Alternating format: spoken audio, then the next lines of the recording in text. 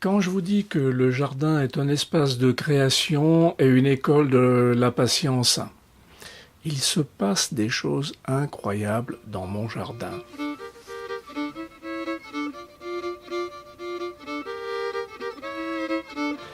Bonjour mes amis de la fête de la gastronomie, bonjour à tous.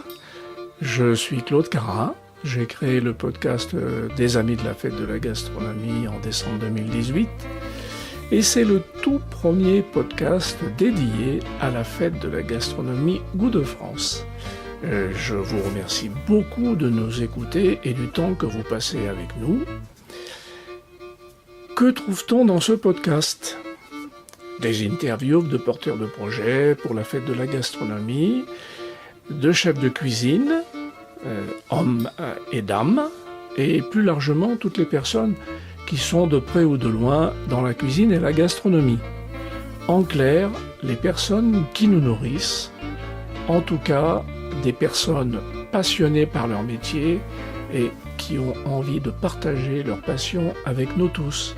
Et vous, à qui on ne demande jamais rien et qui avez des tas de choses à nous dire sur les sujets qui nous intéressent bien sûr. Donc n'hésitez pas à me contacter.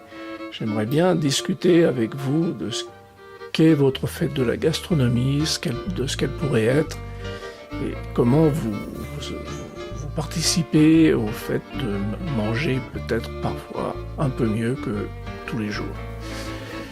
Ce podcast fait partie de l'association des Amis de la fête de la gastronomie que j'ai créée en mars 2017, dont l'objectif est de faire connaître la fête de la gastronomie Goût de France au plus grand nombre et surtout que cette fête populaire arrive dans chaque foyer, dans chaque cuisine. C'est ça qui est très important.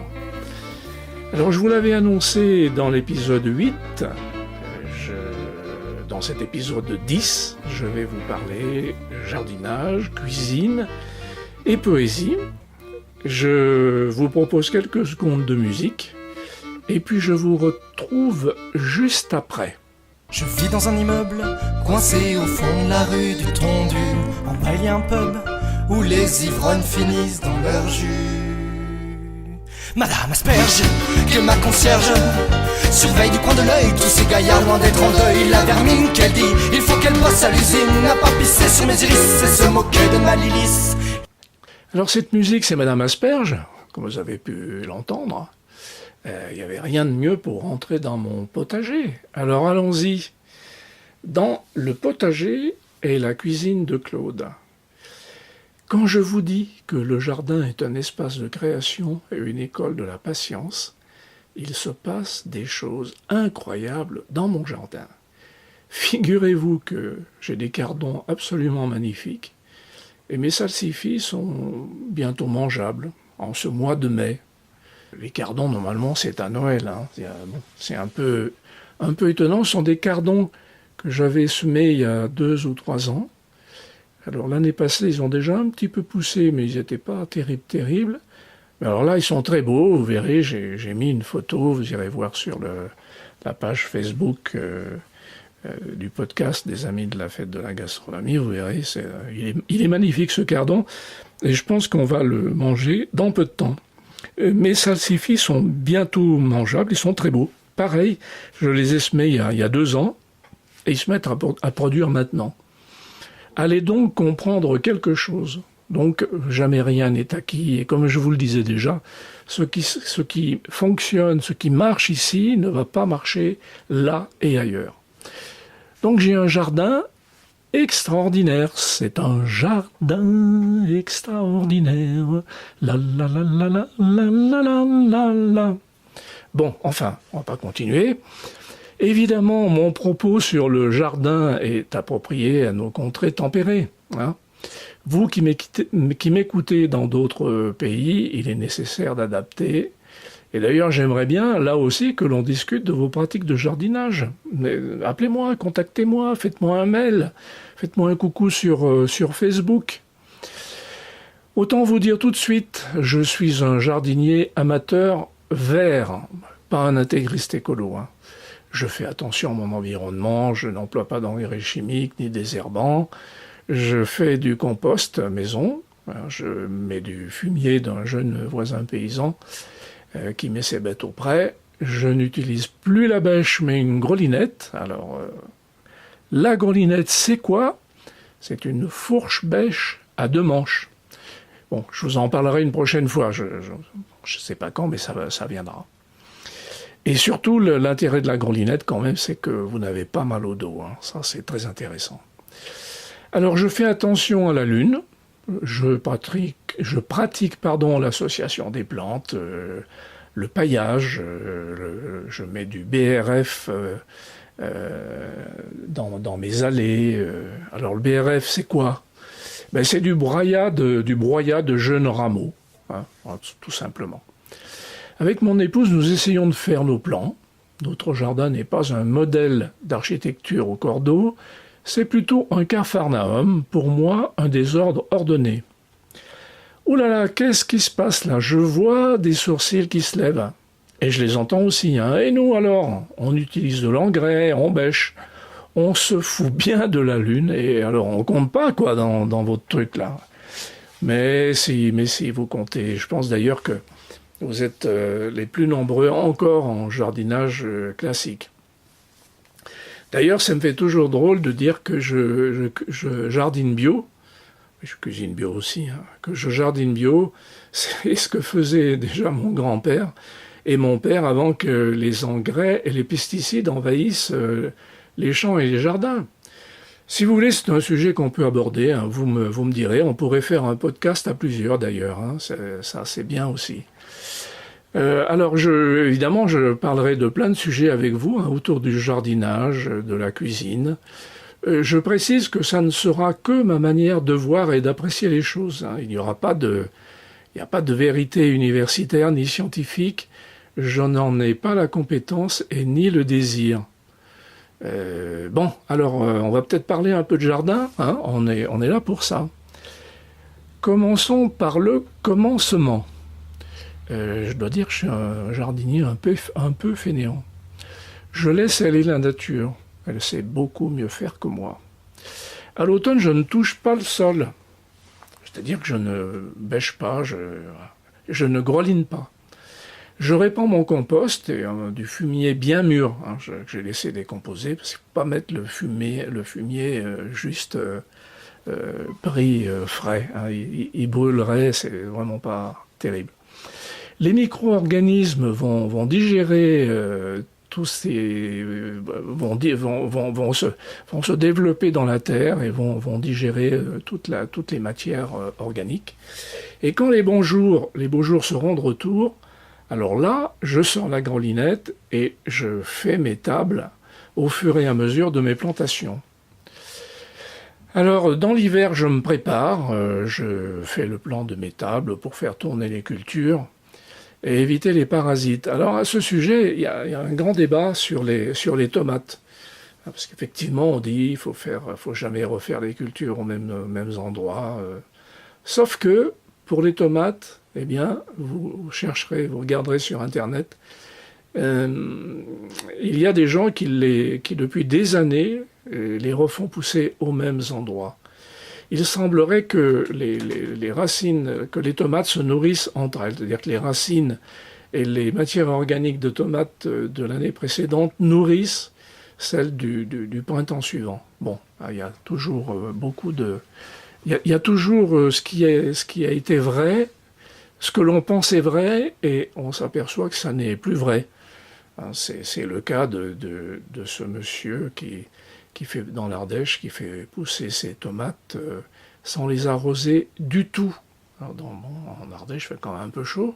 Alors il les arrose quand il les met en terre, et après, plus du tout. Alors évidemment, il n'a pas obtenu ça du premier coup. Hein, il a fait plusieurs générations de semences de tomates, et les graines s'adaptent, s'accoutument, se fortifient. Enfin bon, voilà, c'est un grand débat aussi. Alors les graines, de temps en temps, j'en achète sur Internet. Il y a le lien dans la note du podcast, vous verrez. Ce sont des semences biologiques et biodynamiques, j'en suis très content. Je fais beaucoup les associations de plantes pour limiter les maladies. Par exemple, j'alterne les carottes et l'ail, hein. Ou alors les fraises et le poireau. Le poireau, d'ailleurs, adore les fraises. Vous verrez, si vous n'en êtes pas convaincu, faites l'essai. Dans vos tables de fraises, piquez des poireaux, vous verrez. Il y a d'ailleurs un grand principe au jardin, hein, comme je vous le disais tout à l'heure, ce qui fonctionne chez moi ne va pas forcément fonctionner chez toi. Patience et longueur de temps font mieux que force et que rage. Le lion et le rat, Jean de La Fontaine. Alors, toutes les indications que je vous donne que je vais vous donner sur le jardin, ben, il faut bien sûr les adapter selon les régions, hein, selon votre territoire, selon vos avis, selon vos traditions, hein. Il n'y a pas de vérité, hein. Vraiment, il n'y a pas de vérité. Oui, fais ça, tu verras, ça marche bien chez moi. Bah oui, mais peut-être que chez moi, ça marche. Bon, mais je fais l'essai. Il faut faire l'essai. C'est la seule vérité. Faites l'essai chez vous. Alors, on y va pour la semaine prochaine. Donc, au jardin, la lune est descendante jusqu'au 21 mai. Elle est montante du 22 mai au 5 juin. Alors, petit rappel, toujours, hein, c'est bien de faire ce petit rappel. La lune descend en lune descendante, on repique, on bouture, on enrichit le sol, on éclaircit les semis, on récolte les légumes, racines, les carottes, les navets, on taille, on pince, on marcotte. Évidemment, tout ça selon la saison, hein, évidemment. En lune montante, comme c'était le cas, on sème, on récolte, on prélève les greffons et on greffe, là aussi selon les saisons. Donc du 19 au 20 mai, dans la semaine prochaine, c'est jour feuille. Alors on peut tondre la pelouse, ça, elle repoussera moins vite. On peut planter les choux, cabus, et les choux de Bruxelles, qu'on a semés normalement du 4 au 6 avril. Du 22 au 23, c'est jour fruits. Alors là, on va semer les haricots nains, les grimpants, les haricots mange-tout. On sème aussi en poquet. On a le poquet, on fait un trou, on met 5 ou 6 graines. Au préalable, on aura mis du compost et on va semer les courges, les courgettes, les pâtissons. Alors les pâtissons, j'en ai eu beaucoup. Bon, j'en mets un peu moins maintenant. C'est très joli à cuisiner, c'est pas toujours très intéressant. Enfin, c'est joli, hein, dans une présentation. Alors si vous jardinez avec la lune, le 22 mai est un nœud lunaire. Alors, c'est quoi un nœud lunaire? Un nœud lunaire, on passe d'une lune descendante à montante ou montante à descendante. Et ça n'est pas toujours favorable pour le jardin. Là aussi, on est pour, on est contre. Il faut faire ces tests, hein. Voilà, chacun croit ce qu'il a envie et fait comme il l'entend et comme il veut, hein. Du 24 au 25 mai, c'est jour racine. Alors en place, on peut semer les betteraves, crapaudines. Il y en a d'autres aussi, de Détroit, des noires d'Égypte. Il ne faut pas trop semer serré, hein, pour limiter l'éclaircissage. C'est toujours un peu mal au cœur quand on éclaircit de mettre au compost. Enfin bon, ça va au compost, donc tout n'est pas perdu. Pour ceux qui ont envie de faire des endives, alors on sème les endives en ligne en enterrant peu les graines. En pépinière, vous pouvez semer les poireaux pour l'hiver déjà, hein. Oui, je voulais dire pour les haricots, il y a un adage de jardinier qui dit que, passez-moi l'expression un peu triviale, quand on sème les haricots, il faut que la graine voie le cul du jardinier. C'est-à-dire s'il faut remettre très très peu de terre dessus. Alors évidemment, toutes les indications que je vous donne, je ne les ai pas inventées, hein. Elles viennent de la revue Jardiner avec la Lune 2019.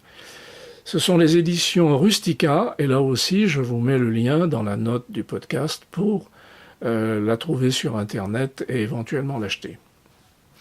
Alors on va parler un peu technique.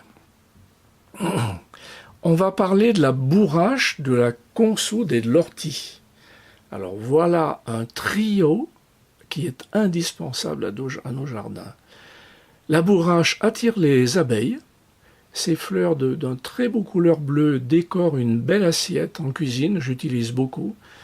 Et son parfum est légèrement iodé et très agréable. D'ailleurs, les feuilles de bourrache aussi sont plutôt iodées. Si vous voulez étonner vos amis, ils vont dire mais t'as des huîtres là en été, comment ça se fait? Oui, bien sûr, j'ai des huîtres, je les fais venir. Mais non, c'est de la bourrache tout simplement. Alors les fleurs de consoude, elles sont aussi très belles, elles sont aussi très goûteuses. Le purin de consoude est d'une grande efficacité dans la prévention contre les maladies des plantes. Alors on peut utiliser aussi la consoude en pharmacopée. Il y a plein de remèdes de grand-mère avec la consoude, vous verrez. L'ortie, pareil, alors on peut l'utiliser de différentes manières, en purin, comme pour la consoude, ça fortifie les plantes très bien. Alors on peut utiliser les feuilles fraîches en cuisine, en soupe, c'est vraiment très bien. C'est le nom de son caniche. Elle pèse du dos, elle perd ses poils, a de l'eczéma sur les miches. Elle fixe sa maîtresse d'un regard de détresse. Si elle pouvait gémir et lui dire tous ses soupirs. En cuisine, de temps en temps, j'ai des restes. Je ne jette rien. Alors, si j'ai des restes de riz complet, comme c'était le cas, et de betteraves roses, je vais faire une assiette avec très belle. Je les accompagne de petits artichauts violets de Provence, avec un filet de julienne, un filet de poisson. Je suis un peu dans ma période poisson, là, à cette époque de l'année. Alors, je casse les tiges des artichauts, je les réserve, j'enlève les grosses feuilles, alors si vous voulez, c'est ce que vous faites. Alors, vous coupez les extrémités jusqu'aux feuilles tendres pour éviter l'oxydation. Vous les citronnez. Dans une casserole, mettez de l'huile d'olive ou du gras de canard à feu moyen et faites cuire les artichauts et les tiges en les arrosant pendant une dizaine de minutes. Vous vérifiez la cuisson à la pointe du couteau. Pendant ce temps, coupez votre betterave rose en carpaccio et dans une petite poêle, faites-les revenir 5 minutes doucement au beurre. Faites chauffer le riz avec les betteraves roses. En même temps, dans une autre poêle, faites cuire doucement votre filet de julienne, de poisson, pendant 5 à 10 minutes, selon votre désir. Il faut juste qu'il change de couleur, qu'il soit un peu nacré. Alors pour dresser, vous prenez une assiette chaude, et vous allez dresser agréablement le riz, les restes, les petits artichauts, votre filet de julienne. Si vous avez au jardin toujours, en ce moment c'est l'époque d'asperges, une petite asperge verte, vous la mettez par-dessus, et vous arrosez d'un petit beurre blanc. Là aussi j'ai mis la photo, vous verrez, c'est vraiment très très agréable. C'est le nom de son caniche. Elle pèse du dos, elle perd ses poils, a de l'eczéma sur les miches. Elle fixe sa maîtresse d'un regard de détresse. Si elle pouvait gémir et lui dire tous ses soupirs. Nuit de mai. Au couchant lumineux, quand le jour se replie, qu'une planète au ciel déjà peut s'entrevoir, il fait bon, couple sur une onde assouplie, de respirer à deux l'air embaumé du soir, de saluer là-haut ces premières étoiles dont le rayon lointain nous invite à rêver. Matelot, matelot, laisse tomber tes voiles, notre rêve est si doux que je veux l'achever. Extase où, sans effort, tout chagrin se dissipe, du ciel et de la mer contempler les couleurs, aspirer dans le vent qui vient du Posilip, le parfum des citrons et des lauriers en fleurs, sentir si près de soi la femme qu'on adore, voir son sein, par moments d'amour, se soulever. Matelot, matelot, ne rentrons pas encore, notre rêve est si doux que je veux l'achever. Ces cheveux dénoués que l'ivoire abandonne, mêlés à mes cheveux, flottent au même vent. Son front penche, ses doigts, de fée ou de madone, frémissent dans ma main sous mon baiser fervent. Loin des jaloux déçus, loin des perfides trames, le bonheur est ici, pour qui sait le trouver. Matelot, matelot, laisse pendre tes rames, notre rêve est si doux que je veux l'achever. Ce poème est de Joseph Autran, 1813-1877, des poèmes de la mer que Joseph Autran avait écrit en 1859. Alors, vous allez me dire, le posilip, c'est quoi? Alors en italien, posilippo, en napolitain, Posillecco, pardonnez-moi l'accent peut-être.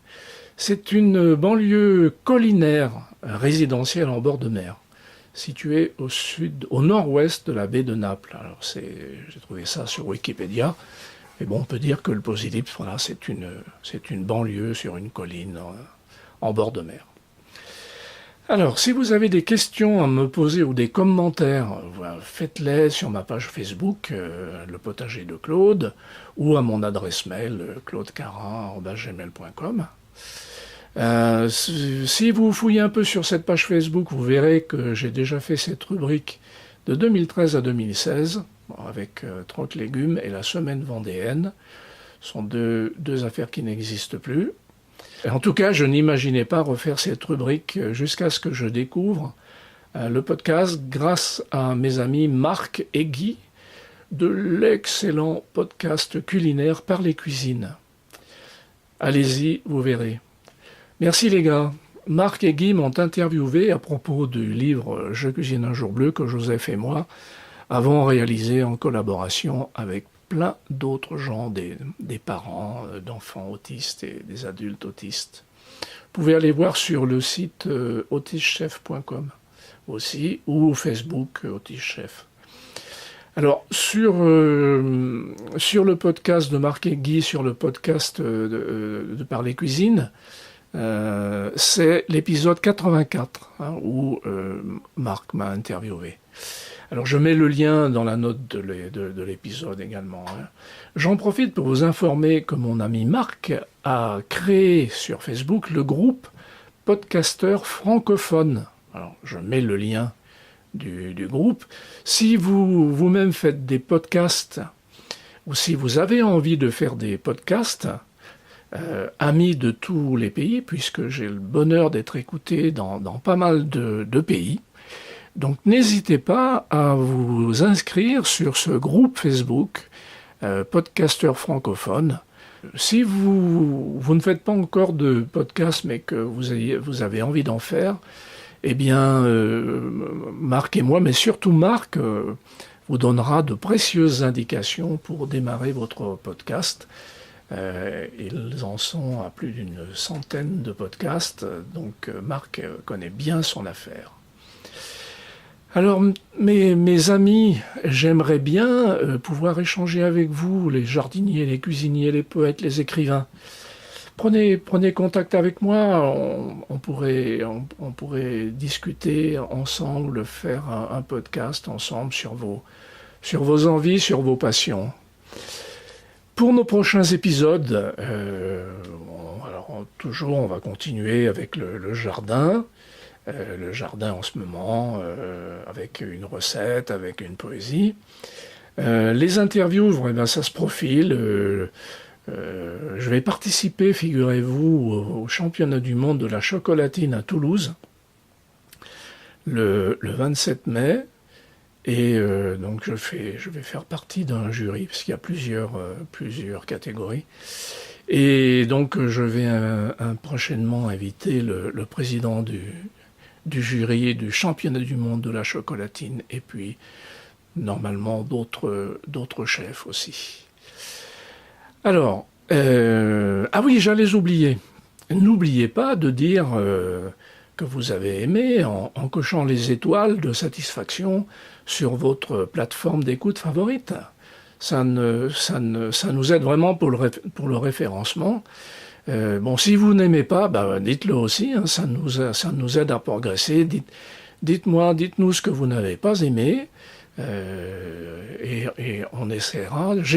nous essaierons de nous améliorer. Parce que de temps en temps, il y a mon ami Denis qui vient aussi, mais il n'est pas toujours disponible. En attendant, continuez de manger avec plaisir et modération, évidemment. Je vous remercie infiniment d'être à l'écoute de notre podcast. Merci beaucoup, beaucoup à vous. À la semaine prochaine pour l'épisode 11. C'était Claude.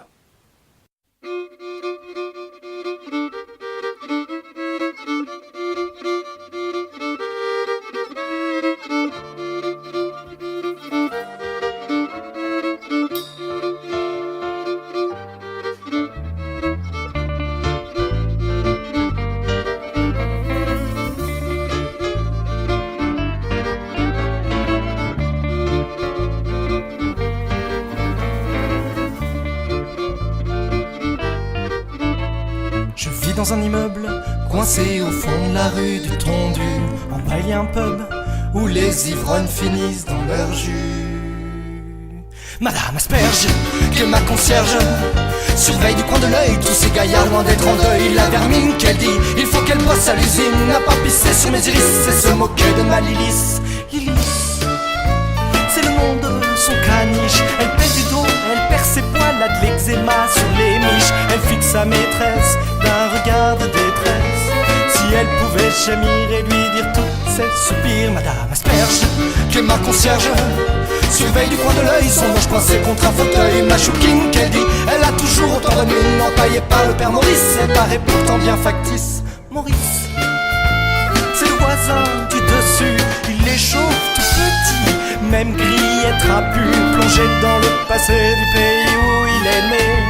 Il écoute toute la journée des musiques pas bien gaies.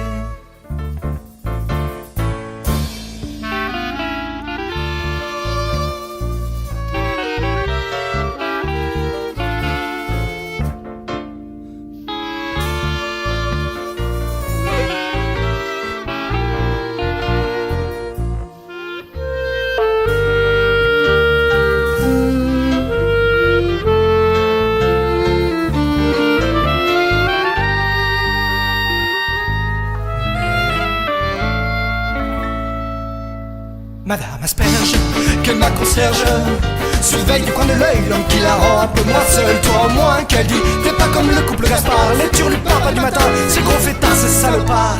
Le couple Gaspard, c'est Lily et Jacomard. Ils connaissent bien les nuits folles et les câlins du matin. Ils s'exercent habituellement en fond sonore éclatant. Ils dérouillent machinalement le vieux lit de grand-maman.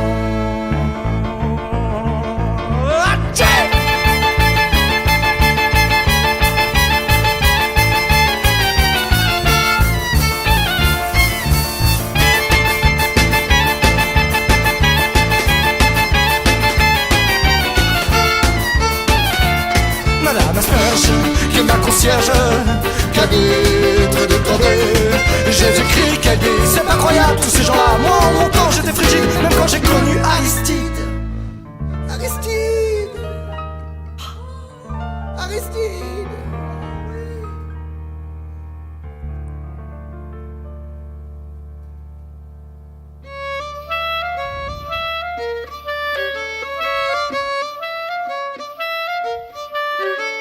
Je vis dans un immeuble, coincé au fond de la rue du Tondu. En bas il y a un pub où les ivrognes finissent dans leur jus.